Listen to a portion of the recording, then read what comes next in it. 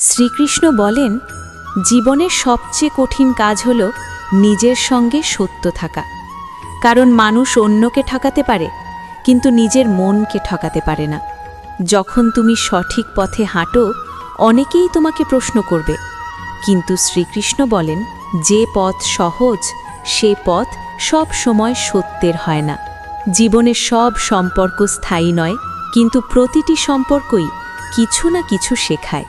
তাই কাউকে হারালে নিজেকে ছোট করো না, ভাবো এই অভিজ্ঞতা তোমাকে আরও পরিণত করল। কষ্ট এলে পালিয়ে যেও না, কারণ কষ্ট মানুষকে গভীর করে তোলে।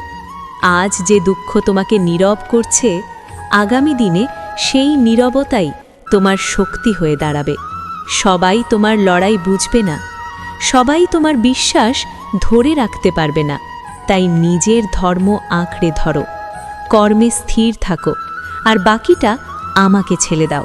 মনে রেখো, যে নিজেকে ভাঙতে দেয় না, জগতও তাকে ভাঙতে পারে না। আর যেখানে বিশ্বাস আছে, সেখানেই শ্রীকৃষ্ণ আছেন। রাধে রাধে।